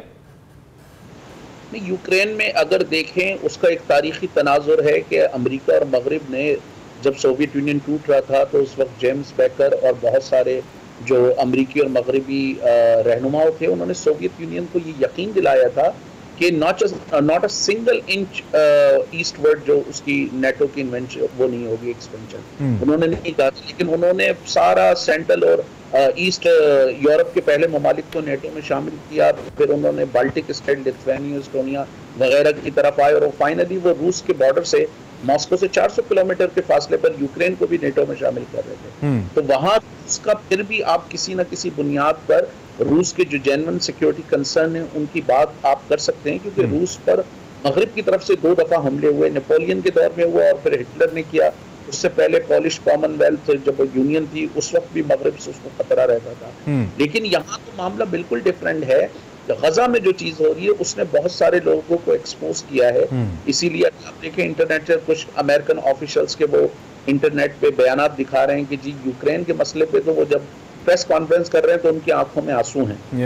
और गजा के मसले पे वो कहते हैं हाँ जी जब जंग होती है लोग तो मारे जाते हैं, क्योंकि ये इंसान नहीं है, क्योंकि ये वाइट पीपल नहीं है, इसलिए इंसान नहीं है, ऐसा उनका रवैया बता रहा है। सोल्यूशन की आपने बात की, एक तो आपने कहा कि पूरी दुनिया को पुरअमन तरीके से सड़कों पे निकलना होगा, दूसरा ये कि it's a matter of time as well. I mean अभी मुझे लग रहा है कि मैं और आप जब बात कर रहे हैं, हो सकता है अगर 8-10 दिन इसमें मजीद इजराइल ले जाए तो वो अपने मकासद को हासिल कर ले और फिर उसके बाद वो सीज फायर भी कर ले, और मकासद में हमें मालूम है कि नस्ल कुशी उसका मकसद है। क्या आपको भी यही लगता है कि Israel wants to gain some more time in the western world और उसके बाद वो कहेंगे ठीक है जी हम रोक देते हैं, और उस वक्त तक जो हमारे बेचारे और बच्चे हैं, औरतें हैं, शहीद हो जाएंगे बहुत ज्यादा? नहीं, खैर अपने मकासद तो हासिल नहीं कर सकेगा, क्योंकि उनके मकासद में बहुत सारे मकासद में एक ही ज़रूर है कि ज़्यादा से ज़्यादा इन पर जो है वो जुल्म ढाए जाएं। इस हद तक तो वो करेंगे, लेकिन जो दाएं बाजू की इंतहा पसंद क़ुव्वतें हैं इस वक्त जो तेल अबीब में हुकूमत कर रही हैं, नेतन्याहू की जो सियासी इत्तेहादी, उनका नज़र ये है कि जी गजा को और वेस्ट बैंक को दोनों को आप मर्ज करें इसराइल में, बल्कि उनकी नज़र तो शाम तक और दूसरे इलाकों तक जाती है कि वो सब जो हिस्टोरिकल इजरायली लैंड है वो उसका हिस्सा है। तो वो जुल्म की हद तक तो करेंगे, लेकिन असल मसला देखिए समझना चाहिए, ये मसला जंग से हल नहीं होगा। साउथ अपार्थाइड गवर्नमेंट रही, उन्होंने भी अमकोंटो उनका टेररिस्ट था, लेकिन एक सर्टेन स्टेज पर आकर उन्होंने ये रियलाइज किया कि आप नहीं लड़ सकते, और ये हकीकत है कि इसराइल से सारे अरब ममालिक मिल भी जाएं तो लड़ाई बहुत मुश्किल है। इसराइल सबसे एडवांस मुल्क है, सिलिकॉन वैली के बाद जो है दूसरे नंबर पे सबसे ज्यादा स्टार्टअप्स हैं।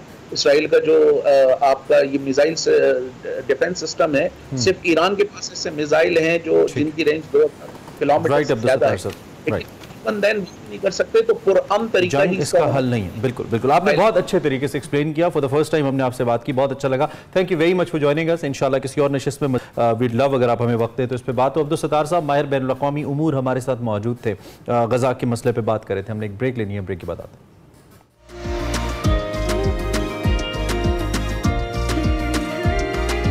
Welcome back to Expressive. Program के दूसरे हिस्से में आपको खुश आमदीद कहेंगे। अब आपको दिखाएंगे हमारा सेगमेंट फैशन और फन, जिसमें निम्रा नासिर आज हमें बता रही हैं कि कम बजट में खूबसूरत मट्टी की ज्वेलरी कैसे बनाएं। तो देखते हैं आज का सेगमेंट।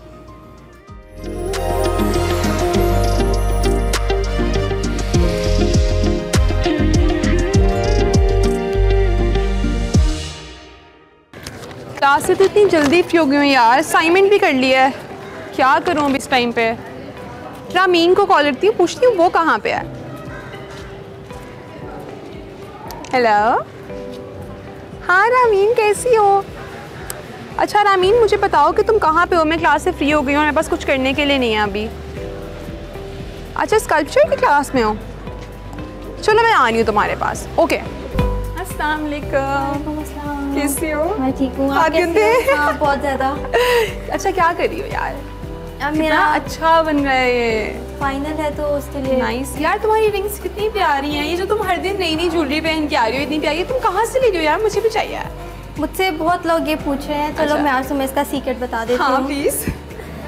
ये सारी रिंग्स, इयररिंग्स, सारी ज्वेलरी मैं जो भी रोज पहन के आती हूँ मैं सारी खुद बनाती हूँ। ओह माय गॉड, तुम खुद बनाती हो? हाँ। इतनी नीट ज्वेलरी यार, बस ये मेरा शौक है। और मुझे भी सिखाओ ना फिर कभी। चलो एक काम करते हैं, ये कंप्लीट करने के बाद हम घर चलते हैं, मैं तुम्हें सिखाती हूँ। तुम आज फ्री हो?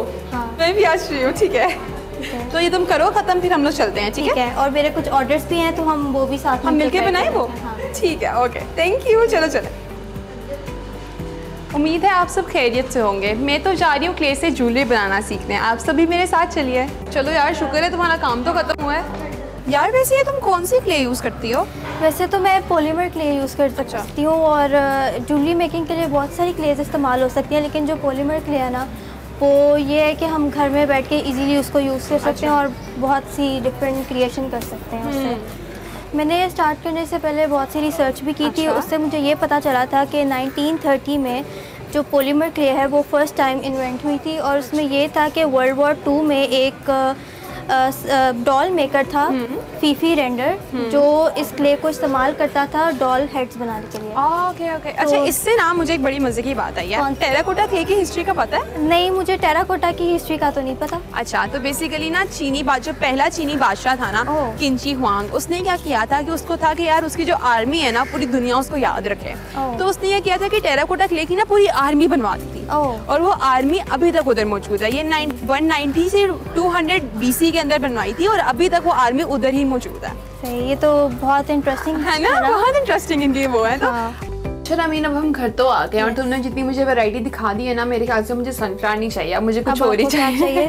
अब मुझे कोई ना फूल चाहिए, लाइक समथिंग एल्स। अब मुझे नहीं पता मुझे क्या चाहिए, लेकिन तुम कुछ भी सजेस्ट कर दो मुझे। हम ऐसा करते हैं कि हमारे पास बहुत ज़्यादा वैरायटी है कलर्स की, तो आपको जो भी कलर्स पसंद आते हैं हम उसका एक फ्लावर बनाते हैं। ओके, और फिर हम उसको उसके इयरिंग्स बनाएंगे। ठीक है, पहले हम इयरिंग्स बना रहे हैं। अच्छा, तो मुझे तो ना ये कलर बहुत अच्छा लगा बिकॉज़ ये बहुत न्यूट्रल सा कलर है और ये मेरे हर कपड़ों के साथ चल सकता है, तो इसलिए मुझे इसके फूल चाहिए। ठीक है, तो इयरिंग्स तो ना हम इसके बना रहे हैं अभी। हमारा पहला स्टेप क्या होगा? हमारा पहला स्टेप ये है कि हमने पॉलीमर क्ले ले ली, उसके बाद हमें जितनी क्वांटिटी में रिक्वायर्ड है, फॉर एग्जांपल हम फ्लावर्स बना रहे हैं तो हमें उसके लिए मिनिमम इतनी क्ले रिक्वायर्ड होगी। अगर ये एक बनेगा या इसमें दो बनेंगे? इसमें एक बन जाएगा, अगर हमें ज्यादा रिक्वायर्ड होगी वो तो हम ले ही सकते हैं। चलो एक काम करते हैं, फिर एक आप बनाओ और एक मैं बनाती हूँ। ठीक है, तो first of all you have to cut the clay. Okay, उसके बाद आपको थोड़ा सा इसको अपने हैंड में रख के वार्म करना है ताकि थोड़ी सॉफ्ट हो जाए। ठीक है, इससे ये होगा कि आपकी जो क्ले है वो सॉफ्ट हो जाएगी। ओके,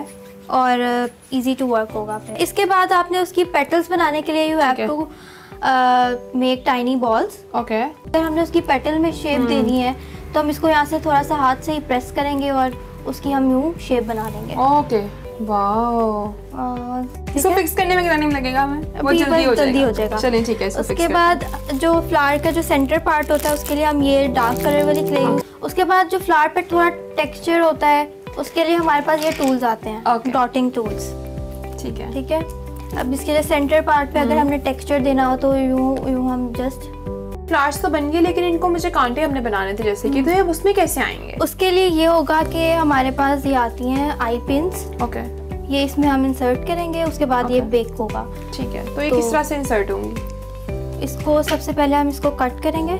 ठीक है, अब इसके ऊपर ये जो बाकी वो लगता है वो कैसे वो लगेगा? जो प्रोसेस है वो सारा बेकिंग के बाद होगा। पहले हम इसको बेक करेंगे, ये हार्ड होगा। ठीक है, और फिर उसके बाद वो इसके ऊपर वो हुक्स। अच्छा, रामीनी इसको कितना टाइम बेक करेंगे? इसको हम 5 मिनट्स बेक करेंगे। ठीक है, तो अच्छा, तो कौन से आप ओवन में बेक करती हो? कोई स्पेशल ओवन है नहीं, कोई स्पेशल ओवन इसके लिए रिक्वायर्ड नहीं होता। इसके लिए जिस सिंपल इलेक्ट्रिक ओवन जिसमें यूजुअली केक्स भी बेक होते हैं, वही वाला ओवन जो बेसिकली। हाँ, टेम्परेचर इसमें हम 100 डिग्रीज टू 130 डिग्रीज तक। इयरिंग्स तो हमने बना लिए हैं, अब मुझे ना एक पेंडेंट चाहिए अपने लिए। ठीक है, तो आपका मैंने सनफ्लावर देखे, मुझे सनफ्लावर बहुत अच्छा लगा, तो सनफ्लावर वाला कोई पेंडेंट बना सकते हैं? ठीक है, हाँ बना सकते हैं। चलो ठीक है, सनफ्लावर पेंडेंट बनाते हैं। इतनी सी क्ले से हमारा पेंडेंट रेडी हो जाएगा। अच्छा, इसके अंदर होल हम कैसे करेंगे? बेक के बाद करेंगे या बेक से नहीं, बेक के बाद तो हो नहीं सकता, बेक से पहले ही इसमें होल करेंगे। उसके लिए भी हमें यही वाला टूल इस्तेमाल करना होगा और किसी भी पेटल पे रखकर जस्ट यूं तो इस पे हो जाएगा। और आफ्टर बेकिंग इसके ऊपर वो जंप रिंग्स और चेन लग जाएगी। ठीक है, आजकल ना बहुत मार्बल इफेक्ट आया हुआ है, मार्बल में बहुत ज्यादा फैशन चल रहा है उसका, तो मुझे वो सीखना है बिकॉज मैं ना मुझे बहुत फैसिनेट करते हैं। अच्छा यार, ये कैसे बनता है? बिकॉज वो थोड़ा सा आई गेस कलर्स मिक्स होते हैं उसके। मार्बल वाला बनाना बहुत आसान है। इसके लिए हमें 3 कलर्स हमने यूज करने हैं, पर्पल, पिंक एंड वाइट। थोड़ा सा पीस हम वाइट का ले लेंगे। ठीक है, और पिंक का और पर्पल का। ठीक है,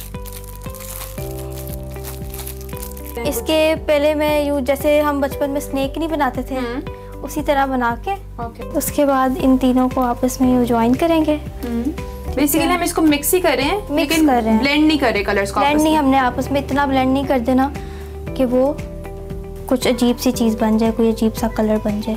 उसके बाद मैं यूँ करती हूँ कि इसका मैं एक बॉल बना लेती हूँ।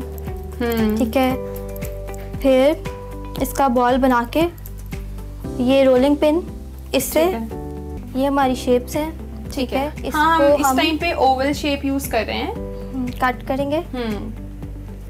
ठीक है, ये हमारा एक ओवल बन चुका है। अब इसके नीचे यहाँ पे यहाँ बना लो। अच्छा रामीन, ये बेक होके छोटा तो नहीं हो जाता? नहीं, ये बिल्कुल भी नहीं होता ऐसा। ये जो साइज हम बनाते हैं ये उसी साइज में बेक होता है। अब हम इसको थोड़ा सा ब्लेंड करेंगे ताकि इसके एजेस जो है वो थोड़े नीट हो जाए। पेंडेंट हमारा बन चुका है, पेंडेंट के ऊपर रेडी हो चुका है।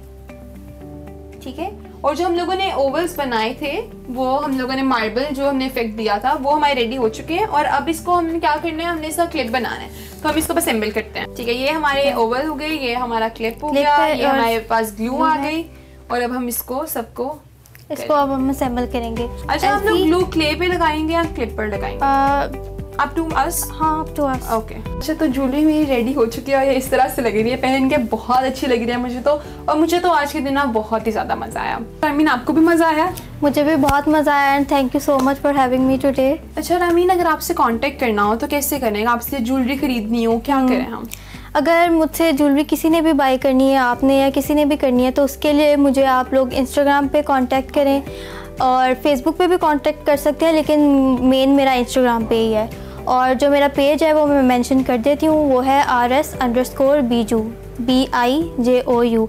मैं कस्टमाइज ऑर्डर्स भी बनाती हूँ। ठीक है जी, तो मतलब जैसा मुझे चाहिए होगा मैं पिंटरेस्ट पे से आपको पिक्चर भेज दूँ, आप वैसा बना देंगे? यस। ये तो बहुत ही अच्छा हो गया। मैं तो अपने लिए फॉर श्योर ऑर्डर करने वाली हूँ, जितना मुझे अच्छा यहाँ पे लग रहा है सब कुछ। Thank you. मुझे तो आज के दिन बहुत मज़ा आया, मैंने बहुत कुछ सीखा है। आई होप आपने भी मेरे साथ साथ सीखा होगा और आप लोग अपनी सीख को यूटिलाइज भी करेंगे। आपसे मुलाकात होती है इंशाल्लाह अगले सेगमेंट में, तब तक के लिए अल्लाह हाफिज़। Welcome back to Expresso. बात कर लेते हैं कुछ क्रिकेट के हवाले से। सेमीफाइनल में पहुंचने का अज़्म लिए ग्रीन शर्ट्स की जो स्ट्रगल है वो जारी है। कोलकाता में इस वक्त ग्रीन शर्ट्स मौजूद हैं, डेरे डाले हुए हैं और कोलकाता का जो चिन्नास्वामी स्टेडियम है, यहाँ पे पाकिस्तान ने न्यूजीलैंड को शिकस्त का मजा चखाया था। आपको याद है ना, आसमान पर मंडलाते बादलों तले फ़खर जमान ने छक्कों की बारिश की थी। क्या हसीन दिन था पाकिस्तान की क्रिकेट हिस्ट्री के अंदर। लेकिन दूसरी जानिब अब शाहीनों को सेमीफाइनल तक रसाई के लिए एक तो इंग्लैंड को हराना है, जो कि जिसको फादर ऑफ क्रिकेट भी कहा जा सकता है। दूसरी जानिब सिर्फ पाकिस्तान के लिए मुमकिन नहीं है कि अगर हम इंग्लैंड को हराए तो पहुंचे, न्यूजीलैंड का हारना भी जरूरी है। और अगर न्यूजीलैंड ना हारे तो पाकिस्तान का जो रन रेट मार्जिन है उसमें बहुत सिग्निफिकेंट बढ़तरी बड़ी इंपॉर्टेंट है। सो इस वक्त देखते हैं सूरत हाल क्या सामने आती है। कीवीज पॉइंट्स टेबल पर चौथे, पाकिस्तान 5वें नंबर पर है और अफगानिस्तान भी अभी इस दौर से आउट नहीं हुआ है। Afghanistan is also there. मतलब आप जो अगर मगर की सूरत हाल बता रहे हैं तो इसमें हम ना ही समझे फिर। अब अभी तक तो नहीं कह सकते हम, पेवस्तर है शजर से उम्मीदें बाहर रख, कहीं से कुछ भी हो सकता है। जिस तरह पाकिस्तान की टीम ने कमबैक किया है वो कमबैक बड़ा फिनोमिनल है और लोग इस वक्त कह रहे हैं कि भाई कुछ भी हो सकता है। खैर, रवा वर्ल्ड कप में पाकिस्तानी टीम की जो सेमीफाइनल तक रसाई है, इसका अब दारोमदार मुकम्मल तौर पर न्यूजीलैंड पर है। और 2019 में भी कुछ यूं ही हुआ था, पाकिस्तान ने न्यूजीलैंड को तो हरा दिया था, मगर श्रीलंका के खिलाफ पाकिस्तान का मैच बारिश की नजर होने की वजह से न्यूजीलैंड रन रेट की बुनियाद पर सेमीफाइनल में पहुंच गया था। और अब भी दोनों टीमों के दरमियान पाकिस्तान ने न्यूजीलैंड को शिकस्त तो दे दी है, लेकिन श्रीलंका के खिलाफ फैसला कुन मुकाबला इस पर ग्रीन शर्ट्स की बजाय ब्लैक कैप्स का 9 नवंबर को होगा। और शदीद बारिश का इम्कान है इस रोज भी। श्रीलंका अगर न्यूजीलैंड को हरा दे या मैच बारिश की वजह से ना हो पाया तो पाकिस्तान इंग्लैंड के खिलाफ अपना मैच जीतकर सेमीफाइनल में पहुंच सकता है। यानी दोनों टीमें अगर अपना अपना मैच जीत जाएं या हार जाती हैं तो फैसला रन रेट पर होगा। 2019 में तो रन रेट का फायदा न्यूजीलैंड को हुआ था, इस बार क्या होगा, इस सारी सूरत हाल पे हमने बात करनी है। और दूसरी जानिब जो कल का मैच है, ऑब्वियसली वो बड़ा एक होम्योपैथिक सा मैच था जिसमें बांग्लादेश और श्रीलंका आमने सामने थे। लेकिन देखो सबसे ज्यादा मीडिया अटेंशन ग्रैब कर गया पूरी दुनिया के अंदर। हम पहले उसको बहुत ही नॉर्मल सा एक मैच कह रहे थे, लेकिन कल उसने जिस तरह से अटेंशन ली है और पाकिस्तान के मैच के लिए जी पाकिस्तानी टीम कोलकाता में एज इमरान सेठ के मौजूद है, तो लेट्स सी कि पाकिस्तान टीम की तैयारी कैसे होती है। क्योंकि लास्ट मैच में फखर जमान ने तो वो कह लेना सबको उम्मीदें दिलाई हैं कि अगर फखर जमान इसी तरह से खेलते हैं डट कर तो पाकिस्तान कुछ अच्छा कर सकता है। The kind of form Fakhar Zaman has got back, मेरे ख्याल में अब वो बहुत खतरनाक है। मुझे ऐसा लगता है फखर जमान जैसे प्लेयर्स बहुत कम इस किस्म की फॉर्म लेते हैं और जब वो ले लेते हैं तो इट्स वेरी डेंजरस। और ये बात इंग्लैंड को भी नजर आ रही होगी, लेकिन हमें इंग्लैंड को कतई तौर पे एक लाइट हरीफ के तौर पे नहीं लेना। इंग्लैंड बहुत जबरदस्त टीम है, डिफेंडिंग चैंपियन टीम है। 2 के वर्ल्ड कप के अंदर वो कुछ खास कारकर्दगी नहीं दिखा पाए, लेकिन पूरा जो इंग्रेडिएंट्स होते हैं, जो मैच विनर्स होते हैं, वो इंग्लैंड के पास बहरहाल मौजूद हैं। और हमारा एक काइंड ऑफ क्वार्टर फाइनल ही होने वाला है इंग्लैंड के साथ। और फाइनली हमारे साथ मिर्जा इकबाल बेग साहब आ चुके हैं, सीनियर स्पोर्ट्स एनालिस्ट हैं, we call him the doctor of cricket. और आजकल थोड़ा मुझे लगता है डॉक्टर साहब की तबीयत थोड़ी खुद गड़बड़ ना हुई हो, क्योंकि इतना ज्यादा क्रिकेट पे बात हो रही है मुसलसल, सुबह शाम कभी जोश जग रहा है और कभी एक्सप्रेसो में हमारे साथ है। मेरे साथ welcome to Expresso. I wish कि हम आपको एक गरम गरम कप ऑफ कॉफी भी बराह रास्त या वर्चुअल दे यहाँ पे, seeing your struggle with the cricket that goes on. कैसे हैं आप, ठीक ठाक हैं? वालेकुम अस्सलाम, सुबह बखैर इमरान, मैं बिल्कुल ठीक हूँ। और मना भी अगर आपके साथ हैं तो उनको भी सुबह बखैर। मेरे साथ मैंने कहा जाने इधर ही हम और आप लोग वो मजदूर हैं जो दिन रात मेहनत करते हैं। मेहनत का यौम मई मनाया जाता है ना, तो वो since everything is getting digital Mirza साहब, तो मजदूरी भी डिजिटल हो चुकी है सर, लेकिन करना तो पड़ती है। अब लेकिन दूसरी जो पाकिस्तानी टीम की मजदूरी है, जरा उस पर हमें आप कमेंट करके बताएं। एक तो कोलकाता है, पाकिस्तान टीम का मोरल काफी अच्छा है, टीम स्पिरिट में वापस आई है, आप कैसे देख रहे हैं? हमारे लिए क्या बहुत मुश्किल होगा इंग्लैंड को हराना, या हमने इंग्लैंड को हल्का ले लिया तो खुदा ना खास्ता अपने लिए खुद को मुश्किल खड़ी कर लेंगे? आप कैसे देख रहे हैं इस कॉन्टेस्ट को? देखिए इमरान, इंग्लैंड के लिए मुश्किल तो होगा क्योंकि इंग्लैंड का कुछ स्टेक पर नहीं है। इंग्लिश टीम कोशिश करेगी कि जाते जाते ये मैच तो आखिरी मैच जीत कर जाए, लेकिन उससे पहले अफगान ब्रदर्स की जानिब हमें देखना होगा। आज अफगानिस्तान का ऑस्ट्रेलिया से मैच है, फिर अफगानिस्तान का एक मैच साउथ अफ्रीका से, और हमारा मैच सेकंड लास्ट मैच है। यानी कि हमारा मैच हम सारी टीमों की सूरत हाल देखने के बाद हमें नेट रन रेट का पता चलेगा, क्या करना है क्या नहीं करना।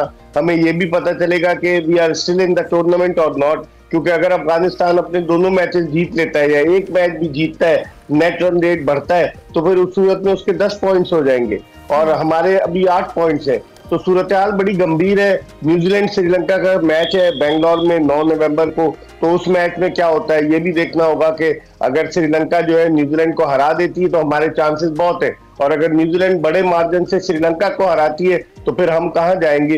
बड़ी अगर मगर की सूरत हाल है इस वक्त। मिर्जा साहब एयरपोर्ट जाएंगे अगर मगर की सूरत हाल में ना मिर्जा साहब, वैसे हर बार ऐसा ही होता है कुछ। हम जब भी किसी बड़े टूर्नामेंट में आते हैं, हम खेलते हैं, शुरू में हम इसी तरह से डगमगाते हैं और फिर हमारा मामला उस अगर मगर पर आकर रुक जाता है कि फलानी टीम अगर ये करेगी तो फलाना ये हो जाएगा।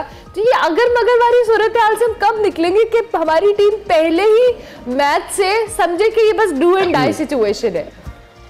बिल्कुल आपने सही कहा, लेकिन वो कहते हैं कि हमारी टीम दुआओं के सहारे भी जीतती है। आप 1992 का वर्ल्ड कप देख लें कि इंग्लैंड के खिलाफ हम जल्दी आउट हो गए, लेकिन अल्लाह ताला ने अपनी रहमत बरसा दी और हम जो थे वो टूर्नामेंट में दोबारा इन हो गए, मैच वॉश आउट हो गया। फिर आप देखें 2017 की चैंपियंस ट्रॉफी, पहला मैच हम भारत से बुरी तरीके से हारे बर्मिंघम में, एडबेस्टन में, मैं वहां था। सब लोग कह रहे थे बस ये टीम तो गई, और पता चला वो टीम चैंपियंस ट्रॉफी जीत गई। तो हम दुआओं के सहारे भी जिंदा हैं, लेकिन टेंशन बहुत देते हैं, हम ब्लड प्रेशर कम ज्यादा करते हैं। मरीज जो बहुत सारे आते हैं मेरे पास ब्लड प्रेशर के, जो जिनका कभी ब्लड प्रेशर कम होता है कभी ज्यादा होता है। कल एक कॉम्प्लिकेटेड केस भी आया होगा आपके पास डॉक्टर साहब, वो एंजेलो मैथ्यूज वर्सेस शकीब उल हसन, दोनों बड़े जबरदस्त स्टार प्लेयर्स हैं। मैं इसको देखने के बाद, शकीब का तो खैर करियर मुझे पता है, मैं उनको फॉलो भी करता रहा हूं, लेकिन मैथ्यूज का भी मैं करियर देख रहा था। बड़े पुराने परफॉर्मर हैं और सिंस 17-18 साल से इकट्ठे खेल भी रहे हैं। आपने बड़े मैचेस विटनेस किए हैं, बड़े लॉज भी विटनेस किए हैं, आईसीसी के नए लॉज को भी आप जानते हैं मेरे साहब। तो आप एक तो इस लॉ को कैसे देखते हैं जो जिसकी कल इंप्लीमेंटेशन के बाद मैथ्यूज को जाना पड़ा और उन्होंने इसको बड़ा डिसअपॉइंटिंग और बहुत सारे लोगों ने करार दिया, आपका इस पे क्या टेक है? देखिए क्रिकेट में कानून तो इन्होंने बनाया हुआ है, लेकिन आज तक इस कानून पे इम्प्लीमेंटेशन नहीं हुई आज तक। ये कल पहला मौका था कि जो टाइम आउट का कानून जो था, हालांकि हैंडल द बॉल सारी चीजें हो चुकी हैं, हिट द बॉल ट्वाइस, बहुत सारे जो लॉज हैं उनके मुताबिक खिलाड़ी आउट करार दिए जा चुके हैं, लेकिन कल वाले लॉ के तहत वो जो जेंटलमैन गेम था उसकी स्पिरिट को कल एक धब्बा लगा है। और शकीब उल हसन एक बदतमीज प्लेयर है, लोग कहते हैं कभी वो पिच वो अंपायर के साथ गुफ्तगू करता है बदतमीजी के साथ, कभी वो विकेटों पर मार देता है, बहुत सारे उसके साथ कंट्रोवर्सी मुलाजिम में आई है। लेकिन मैं हैरान हूं कि इस जेंटलमैन गेम को जिस तरीके से टाइम आउट के जरिए शकीब उल हसन ने अपील की एंजेलो मैथ्यूज के लिए, ऐसा होना नहीं चाहिए। मुझे याद आता है 2007 में टेस्ट मैच हो रहा था south Africa versus India at Cape Town, Newlands Cape Town में। तो वहां ये हुआ कि सचिन तेंदुलकर जब बैटिंग के लिए आए तो अंपायर ने उन्हें मना कर दिया बैटिंग के लिए। उसकी वजह ये थी कि एक लिमिटेड जो ड्यूरेशन होता है टाइम का, वो उस दौरान फील्डिंग के लिए मौजूद नहीं थे ग्राउंड में, तो अंपायर ने कहा बाद में आएंगे, तो उनको वापस भेजा गया और उनकी जगह जब सौरव गंगोली आए तो तकरीबन 6 मिनट लग गए नेक्स्ट बैट्समैन के आने तक। अंपायर ने ऑफर की साउथ अफ्रीका के कप्तान ग्रैम स्मिथ को कि आप टाइम आउट लेना चाहें तो ले सकते हैं, लेकिन उन्होंने नहीं लिया। ये जेंटलमैन की निशानी है। यहाँ शकीब उल हसन ने बगैर ऑफर के टाइम आउट ले लिया, तो इससे एक बैड टेस्ट गया है इमरान, इससे बहुत फर्क पड़ा है। क्रिकेट की जो स्पिरिट है वो बहुत मुतासिर हुई है। तो मेरे साहब जिस तरह से कल ग्राउंड के अंदर भी हमने देखा है, और आप जिस तरह जेंटलमैन्स गेम की बात करें, ऑब्वियसली प्लेयर्स आपस में हाथ मिला के नहीं गए, बीच में बहस भी होती रही, बहुत सारे ऐसे मोमेंट्स थे। अब तो ये रूल के हवाले से भी बात हुई कि जी आईसीसी का रूल है, तो ऐसे रूल्स तो एग्जिस्ट करते हैं जिनकी बुनियाद पे प्लेयर्स इस तरह से अपील करते हैं और उसको फुलफिल भी किया जाता है। देखिए हरमला, आईसीसी ने रूल तो इसलिए बनाया है कि जो है खिलाड़ी टाइम पर आ जाए ग्राउंड में, ज्यादा डिले ना हो, और रूल बना हुआ है। लेकिन रूल पे अगर आप देखें इस तरह से, अगर अब आज किसका एक स्टेटमेंट में देख रहा था कि उसने कहा गेंद को भी नहीं छूना, अजहर अली का या हफीज का, कि गेंद को भी नहीं छूना वरना हैंडेड द बॉल आउट करार दे दिए जाओगे। तो अगर जिस तरह से गेंद बल्ले से टकरा के सामने गिरती है तो कर्टिसी के तौर पर बैट्समैन उठा के उसे वापस बॉलर की तरफ फेंक देता है। कानून तो मौजूद है, लेकिन कानून के हवाले से सिर्फ ये इसलिए रखा गया कि डिले ना हो। लेकिन इस तरह से आउट दिया जाना, तो बांग्लादेशी कमेंटेटर अजहर अली खान वो बड़े बाइस है।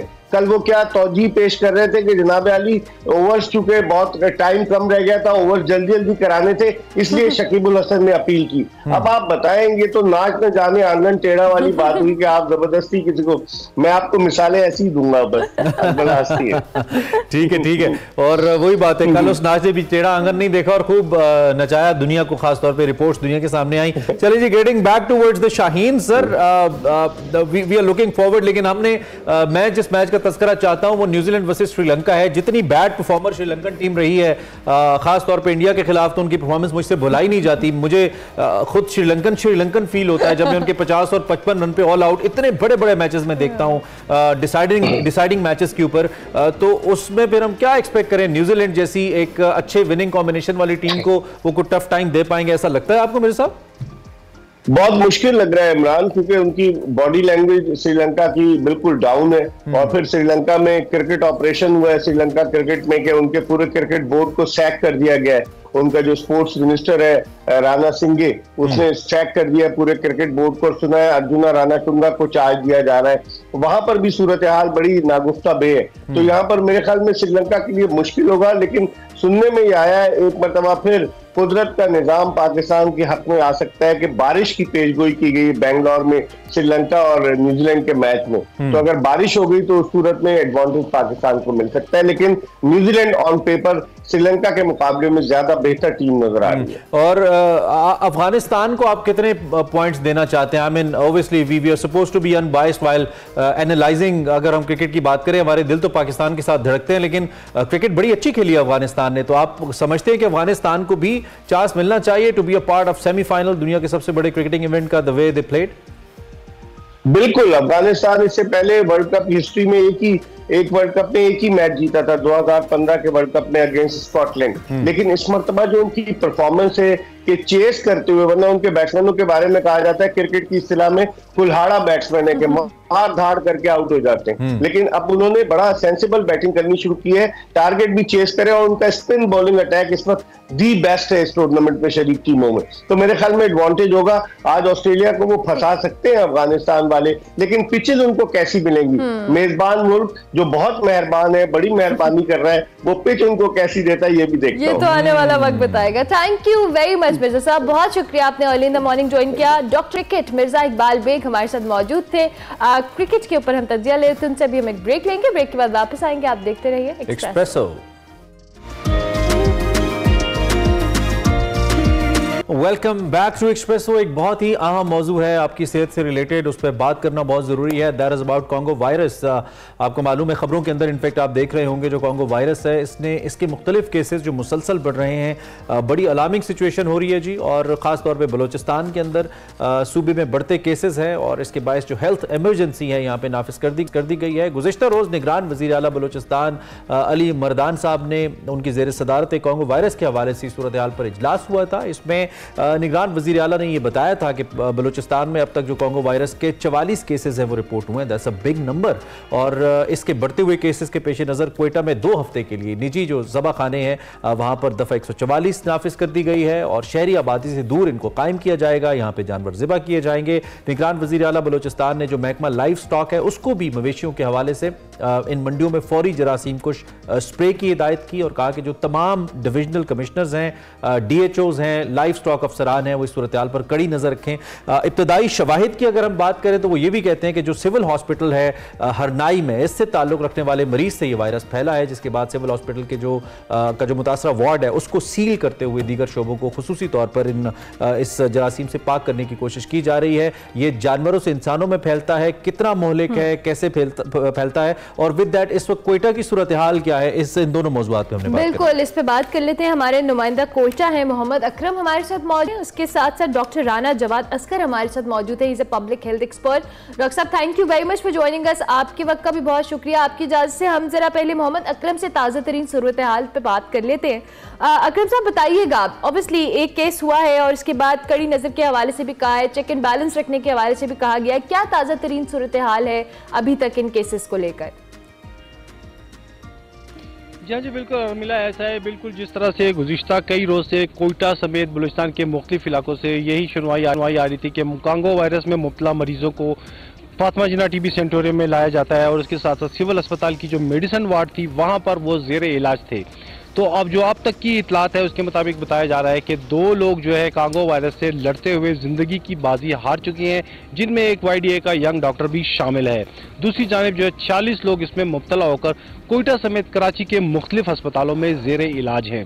बात वहां से शुरू होती है जहां पर सिविल अस्पताल में एक मरीज को लाया गया तो वहां पर जो इब्तदाई तिब्बी इमदाद थी उस पर अमल दरामद क्यों नहीं किया गया, ये खुद में एक सवालिया निशान है। जहां पर पता लगता है कि कांगो वायरस का मरीज है, वहां पर दीगर मरीज भी थे, तो वहां पर उन्होंने इब्तदाई इकदाम क्यों नहीं किए। गुज़िश्ता दिनों वज़ीर आला बलूचिस्तान ने एक इजलास बुलाया, रूटीन के मुताबिक नशिस्तन गुफ्तन बर्खास्तन चले गए, लेकिन जो यंग डॉक्टर्स हैं वो गुज़िश्ता कई अरसे से यही रोना रो रहे थे कि उन्हें सहूलियात की फरहमी की जाए। उस पर ना साबका दौर में ना मौजूदा निगरान दौर ने किसी ने कोई भी जो है ना गौर नहीं किया। YDA के साथ साथ जो सिविल अस्पताल का अमला है वो भी यही रोना रो रहे थे कि कांगो वायरस के मरीज को यहाँ पर मेडिसिन वार्ड में क्यों रखा गया। वहाँ पर रखा, उसका इलाज हुआ, उसके साथ यंग डॉक्टर्स मुतासिर हुए, अभी इस पे अमला मुतासिर हुआ। अभी भी आपने कहा गुफ्तन नशिस्तन बर्खास्तन, अभी भी वही मामला है, अभी इस पे कोई डेवलपमेंट नहीं हुई है। हॉस्पिटल्स में इंतजामात महज बयानात की हद तक हैं या फिर प्रैक्टिकली नजर आए हैं? आप क्या रिपोर्ट कर सकते हैं हमें? जी इमरान बिल्कुल ऐसे ही है, वहां पर सिर्फ यही सूरत हाल है, आओ फोटो सेशन करो चले जाओ। सिर्फ वार्ड को बंद कर देना ही मसले का हल नहीं है। वो लोग जो इससे मुतासिर हो चुके हैं, यंग डॉक्टर्स और तिब्बी अमला, वो वहाँ पर जेर इलाज है। मैं इस वक्त फातिमा जिन्ना टीबी सेंटोरियम में मौजूद हूँ जहाँ पे जो है कांगो वायरस के मरीजों के लिए आइसोलेशन वार्ड कायम किया गया है। यहाँ पर भी बेड भरे हुए हैं, हमें वहाँ उस तरफ जाने की भी इजाज़त नहीं दी गई। सिर्फ यहाँ पर हम खड़े होकर रिपोर्ट कर सकते हैं, वहाँ हमें जाने की इजाज़त नहीं दी जा रही। जो यहाँ का अमला है वो हमसे बात करने को भी तैयार नहीं है। क्यों? तमाम हकायक सामने आने को तैयार हैं, इसलिए वो इसे छुपा रहे हैं। दूसरी जानिब जो निगरान सूबाई वजीर सेहत है वो भी मौकिफ देने से जो है इनकारी हैं। गुज़िश्ता रोज भी उनसे बात करना चाहिए लेकिन उन्होंने टाइम देकर फोन अपना बंद कर दिया। दूसरी जानिब जो डॉक्टर्स हैं उनका भी यही कहना है कि हम बात करेंगे। YDA इस वक्त जो है ना जो पहले तौर पर आगे और बहुत अफसोसनाक सूरत हाल है ये, और मैं तो शर्मनाक भी कहूंगा इसको इंतजामिया की तरफ से। अकरम आप हमारे साथ मौजूद रहिएगा, डॉक्टर साहब भी हमारे साथ मौजूद हैं। डॉक्टर साहब थैंक यू वेरी मच आपके वक्त का। ये जो भी हमारे नुमाइंदा भी इस हवाले से बता रहे हैं, जो भी तफसीलात हैं, क्या कमेंट करेंगे? और दूसरी जानिब जो कांगो वायरस है, अगर खुदा ना खास्ता इस पर कंट्रोल नहीं किया जाता तो आगे जाके खासा वर्स्ट भी हो सकता है। जी बहुत शुक्रिया प्रोग्राम में इन्वाइट करने का। पहले तो मैं डॉक्टर शकरुल्लाह बलोच साहब जिनका इंतकाल हुआ है, वहाँ नौजवान डॉक्टर, उनकी फैमिली से ताज़ियत का इजहार करता हूँ और उनके दोस्तों कुलीग के साथ, और अल्लाह उनको जन्नत में जगह दे। और ये बहुत बड़ा लॉस है जब एक नौजवान डॉक्टर की को नाकाफ़ी इक़दामात की वजह से अपनी जान से हाथ धोता है। तो ये सिर्फ एक फैमिली का नुकसान नहीं है, ये पूरी माशरे का नुकसान है, स्टेट का नुकसान है, क्योंकि उसको डॉक्टर बनाते हुए स्टेट ने भी उस पर बहुत इन्वेस्ट किया होता है, उसकी फैमिली ने बहुत इन्वेस्ट किया होता है। At the prime time of his youth जब आप उसको ख़त्म हो जाता है किसी वजह से, और वो ऐसी जो प्रिवेंटेबल वजह है और उसकी जान नहीं जानी चाहिए थी, तो हम सब के लिए लम्हा फिक्रिया है। तो पहले तो मैं ये उसकी फैमिली के साथ दुख का उसमें शरीक होता हूँ। लेकिन उसके बाद अब जो आपके नुमाइंदे साहब ने बात की है उनमें से बहुत सारी बातें बिल्कुल सही हैं। देखिए ये लैप्सेस मुख्तलिफ जगहों पे हुए हैं। नंबर 1 ये है कि ये जानवरों की बीमारी है, एक खास किस्म के, आप उन्हें पिस्सू कह लीजिए, जुएं कह लीजिए, टिक्स जिन्हें हम कहते हैं, उसके काटने से जानवर को होती है। अब उस जानवर को आप तो जानवरों के जो कंट्रोल का महकमा है उसको थोड़ा सा इस पे ज्यादा अच्छे तरीके से अमल दरामद करना चाहिए कि जानवरों में ये बीमारी ना आए। ये मुश्किल होता है इसको रोकना, लेकिन इसके बावजूद ऐसी अद्वियात मौजूद हैं जरासीम कुश जो जानवरों पे छिड़काव करके आप इस बीमारी को हिस्सा कम कर सकते हैं। फिर दूसरा जहां पे लैप्स हमें नजर आता है वो अक्सर ये होता है कि जो उनको हैंडलर्स होते हैं इन जानवरों के या बुचर्स हैं या कसाई जो उनको ज़बह करते हैं, वो करते हुए एहतियात नहीं करते और वो ब्लड जो होता है उसका उस जानवर का, इन्फेक्टेड जानवर का, उससे वो इन्फेक्ट हो जाते हैं। पिस्सू या इसको जू कह लीजिए, ये भी इंसान को बराह रास्त इन्फेक्ट कर देती है, लेकिन ज्यादातर ये इसका गोश्त भी हार्मफुल होता है ऐसे जानवर का डॉक्टर साहब? देखिए, गोश्त अगर अच्छी तरह पकाया हुआ है और उसको पकाते हुए हम ये हमेशा अपने घर की खवातीन को भी कहता हूँ और खास तौर पे ईद उल अज़हा के करीब कि दस्ताने पहनकर आप गोश्त को हैंडल किया करें, क्योंकि आपको पता नहीं है कि ये जानवर के अंदर ये बीमारी थी या नहीं थी, क्योंकि प्री स्क्रीन तो है नहीं। लेकिन जो तीसरा सबसे बड़ा लैप्स इस वाक्य में हुआ है वो हॉस्पिटल में हुआ है, इसको हमें डिनाई नहीं कर सकते।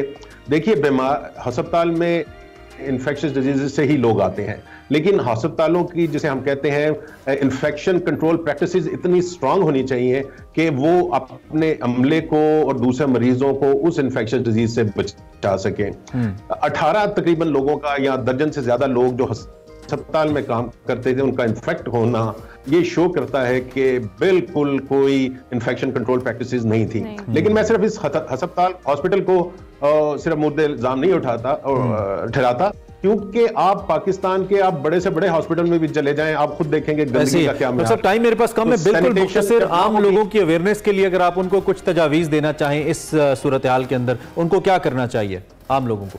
देखिए, एक तो ये है कि अगर आपका पेशा जानवरों को हैंडल करना है, वो आपके फार्म्स हैं, जानवरों के फार्म्स हैं, ये नॉर्मली मैमल्स के अंदर आता है, यानी कि गाय, भैंस, बकरी वगैरह, शीप्स वगैरह, नॉर्मली इन जानवरों में ये ज्यादा पाया जाता है। ठीक है। और उनको जब आप हैंडल करें तो एक तो अगर आप ओनर हैं या वहां काम करते हैं तो कोशिश करें कि इन पे जो जरासीम कुश की दवाइयों का इनके ऊपर जो बाकायदगी के साथ स्प्रे होना चाहिए या लगाना चाहिए वो लगी होनी चाहिए। आप खुद एहतियात करें और जानवरों से जब आप डील करें तो अगेन हल्के कपड़े पहन के उनको डील करें, दस्ताने पहने, और हल्के रंग का कपड़ा हम इस वजह से कहते हैं कि अगर उस पे वहां से टिक वो आपके उसके ऊपर नजर आएगी तो वो आइडेंटिफाई हो जाएगी। ओके, हाँ, तो वो इस तरह करना है। बाकी आप जो गोश्त, जो हमारी खवातीन है घरों में जो गोश्त ला के बाजार से पकाती हैं, वो उनको मैं ये कहूंगा कि वो आजकल खास तौर पे आप दस्ताने पहनकर रॉ गोश्त को हैंडल करें, यानी कि कच्चा गोश्त। वो बेशक ये हम चिकन के बारे में भी कहते हैं और गोश्त के बारे में भी कहते हैं कि जो हमारी खवातीन है वो नंगे हाथों से उसको डील ना करें और कम से कम उसको हैंडल करें। ठीक हो गया, thank you very much. Doctor Rana Jawad Asghar हमारे साथ मौजूद थे और मोहम्मद अकरम जो कोयटा से हमें अपडेट करे थे। आप दोनों का बहुत शुक्रिया। बिल्कुल, बहुत अहम मसला है, एहतियात जरूर एहतियात कीजिए, खासतौर पे हमारे जो डॉक्टर साहिबान हैं, दोनों लेडीज जेंट्स जो भी डॉक्टर्स हमारे, female doctor, male doctors, please बहुत एहतियात करें। आपकी जिंदगी बहुत कीमती है, सबकी है, लेकिन आपकी बहुत कीमती है बिकॉज आप हैंडल कर रहे हैं सिचुएशन को। हमने एक ब्रेक लेनी है और ब्रेक के बाद दोबारा आपको ज्वाइन करते हैं।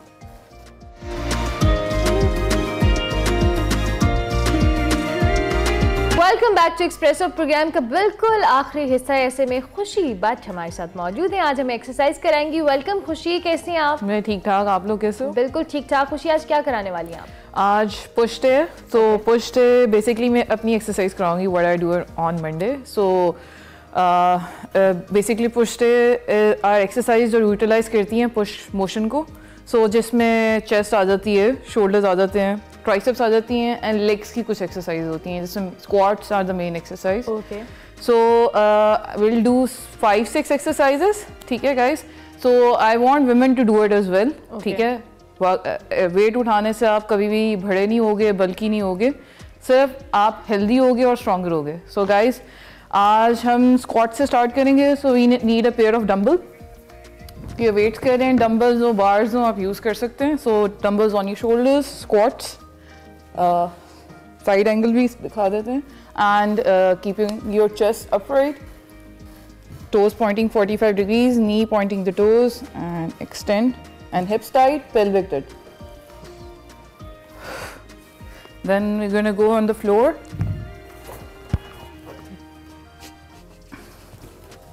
Dumbbells right above the chest, extend right above the chest, and dumbbells right beside the chest as well. Breathe out when you extend, breathe in when you press. Keeping your core engaged.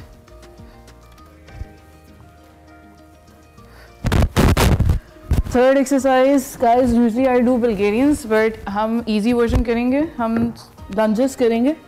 So single leg, first on the right, keeping your chin up, and then 10 on the left.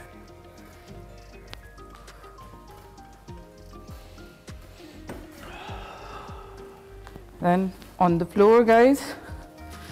Third one is shoulders. So we're gonna sit down, keeping your core engaged, stomach tucked in, hips tight, dumbbells right above the shoulders, elbows slightly diagonal, and push the weight up. Exhale, inhale. As you press, make sure your elbows are in line with the chest. इससे नीचे नहीं जाना चाहिए, आपके biceps engage हो जाएंगे. So we make sure हमारे shoulders engaged हैं. Breathe out on the top, breathe in. Bracing and breathing is really important क्योंकि इससे आपकी contraction होती है muscles की. Breathe out.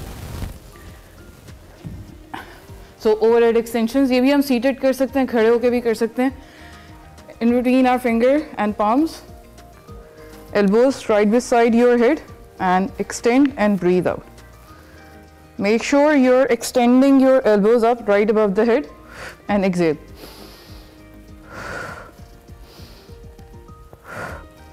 Last one is on the floor, another tricep exercise, skull crushers. Extend your arms. Lock your arms means, extension means कि आपने elbows lock करनी है, straight करने arms, and bend करनी है. Dumbbells towards your head, and extend, breathe out. Bend means you're flexing your triceps, and extend means you're contracting your triceps. So guys, these are the 3 exercises you can do. 3 into 15, 1 minute off, 3 rounds. So try these exercises at home, and especially women, आपको करने चाहिए. आपने वैसे आपने कहा था कि आप मंडे को ये एक्सरसाइज करती हैं. So is there any specific reason to do it on Monday? Yes, क्योंकि I want to hit my legs, ठीक है, before I do anything. क्योंकि push is difficult than pull. और pull exercise में बाद में explain करूँगी क्योंकि उसमें हमारी back, biceps और क्या ये खुशी ये संडे की ब्रेक के बाद वाला मंडे होता है या संडे को भी चलता है? नहीं, the 2 days break में 4 days a week workout. अच्छा, so 2 days break के बाद थोड़ा tougher भी अगर आप जाते हैं तो चल जाता है. And a bit heavier. ये जो concept अभी आपने एक बीच में बात की थी कि ख़वातीन को लगता है कि weight उठाने से बड़े huge हो जाएंगे, body बन जाएगी, ऐसा होता है? नहीं, they improve their muscle mass. फ़ायदा बहुत होता है. मेरे पास आती हैं above 30. I want young women to come as well. ठीक है, 20s में भी आए क्योंकि they think कि कार्डियो करने से बहुत लीन हो जाएंगी और बहुत हेल्दी हो जाएंगी, बट उनसे सिर्फ उनका फैट लॉस होगा, मसल मास इंप्रूव होगा, इम्यूनिटी डाउन होगी, मेटाबॉलिज्म स्लो डाउन होगा. ठीक है, जॉइंट्स वीक होंगे, तो need to work on their immunity, and muscle is healthier for longer period of time, और आपकी body composition. So weight उठाना is always healthy. आप ये कह रहे हैं. Body composition जिनको चाहिए ना, उनको weight उठाना चाहिए. Perfect. Thank you very much, Khushi, and all the best. Have a nice week ahead. इससे पहले कि हम प्रोग्राम बंद करें जी, एक अफसोसनाक खबर है, वो दुनिया के तवीलुल क़ामत, the tallest man in the world, उनके हवाले से है. पाकिस्तानी है गुलाम शबीर, जद्दा में इंतकाल कर गए. 7 फुट 8 इंच कद के मालिक गुलाम शबीर साहब एक अरसे से बीमार थे. उनका नाम Guinness book of world record में भी शामिल था. अब इस दुनिया में नहीं रहे, अल्लाह उनको गरीक़ रहमत करे. रिकॉर्ड होल्डर थे, सो हमने कहा कि जरूर आपके साथ शेयर करें. इसी पॉइंट के ऊपर प्रोग्राम अपने इख्तिताम को पहुंचा. कल फिर मिलेंगे, तब तक के लिए अल्लाह हाफ़िज़.